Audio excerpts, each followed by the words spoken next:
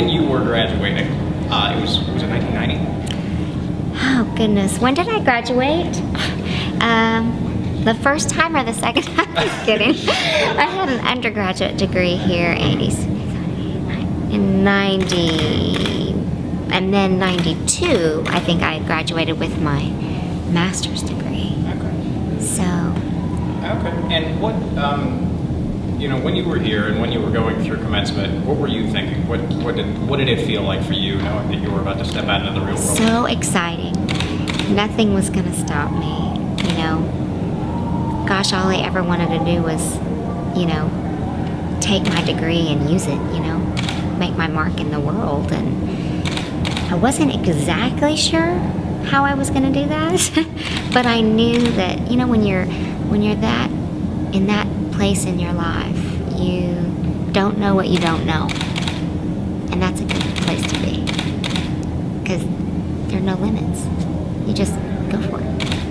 When you say you don't know what you don't know, means, you don't know what's out there yet, so you can't avoid it. Now, of course, I see landmines and I avoid them. So you don't know what you don't know, and that's a really good place to be. I never really got that until recently. I thought, oh yeah, if I'd have known all the things I know now, I don't know if I could do it. It's hard, but worth it. Totally worth it. What do you know now that you didn't know that? People used to say to me, oh, life is hard. I didn't understand exactly. I thought life is great. Life is great, but it can also be challenging. As I'm now 44. People now, I understand a lot more sickness and people that don't have jobs and don't have insurance. And I used to not think that way. I just thought of the world as my oyster. Well, it is, and it still is, all of ours. But I'm a little bit more wise to how it can be, and that's with all the good and the bad, and that's just life. So it's not a bummer, it's just life. Sure. And was there a point where that kind of youthful optimism wore off? I was just going to say, it wasn't that long ago. I think I had an assistant who was actually stealing from me, and I treated her like my family. And I'm totally fine with it. I mean, I've grown from it, but several years ago, and I went, whoa, people are not good sometimes, or they make poor decisions. How's that? So, I've just learned that you have to kind of enter things a little bit with an open eye, but also keeping your heart open too, because you don't want to look at the world from a negative place. You just want to look at it with open eyes, but with an open heart. That's more it. Open eyes and open heart, not just an open heart. So kind of a combination of optimism and understanding the world. Exactly. And I'm kind of hoping to get an idea of when you got your start. When I understand it was 93 that you were in animal crackers. Is that right? Yeah, I came to New York with my friend. I was headed to Philadelphia to go to Academy of Vocal Arts, AVA. They had accepted me into their opera program, and I had gone with my friend here, Danny Downs, to an audition, and I just went for fun. Ended up getting a lead role, and I had to decide what I was going to do. And I decided to do Animal Crackers at Paper Mill Playhouse, much to my mentor Florence Birdwell's chagrin. She was disappointed, but she got over it. I went and I got my role, and I got an agent, and my life changed. Just changed. So I came to New York with a job, and not everybody has that. I didn't even know then how lucky I was. See what I mean? I didn't know what I didn't know.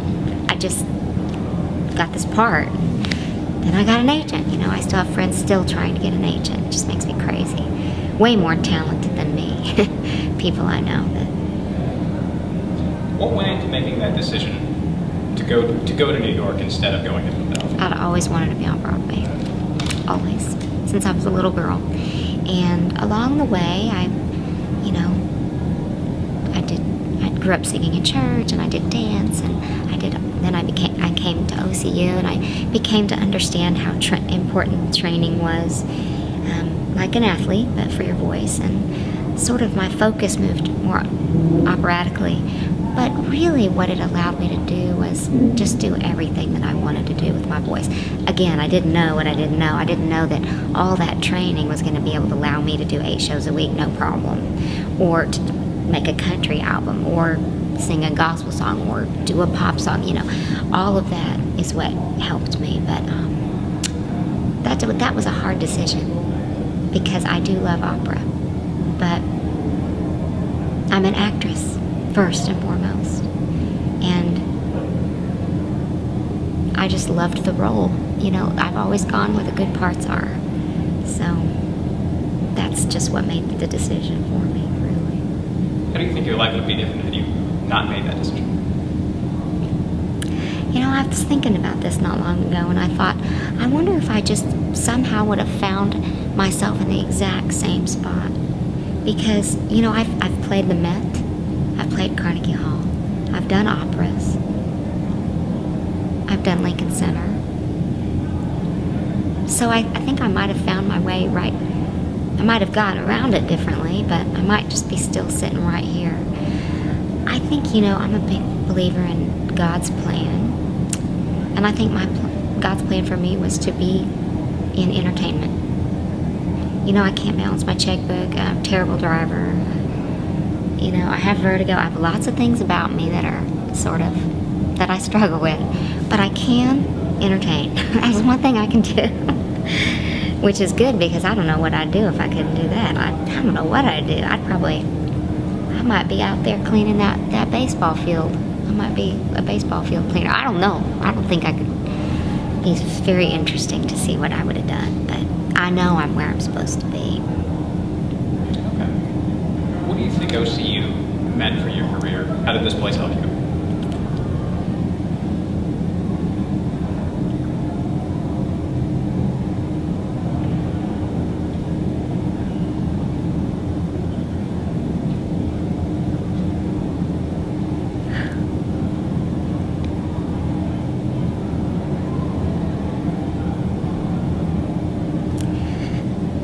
Well, I met some of the best friends.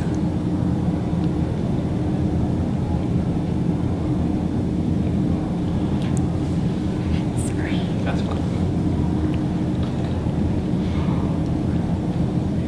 That I've ever had, that are still my friends today, that know me as Kristin Chenoweth and accept me and love me for that.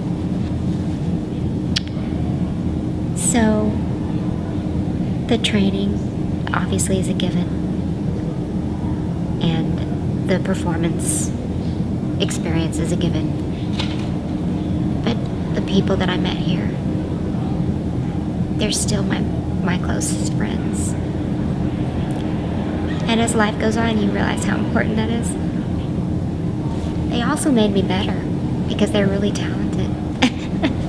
So the competition was tough. It made me better. And then, of course, there's Florence Birdwell, which needs no introduction. So all of those things ended up being the right combination for me. My dad said, you can go wherever you want. If you want to go to Juilliard, you want to go to wherever you want to go. And we went here, and it was over.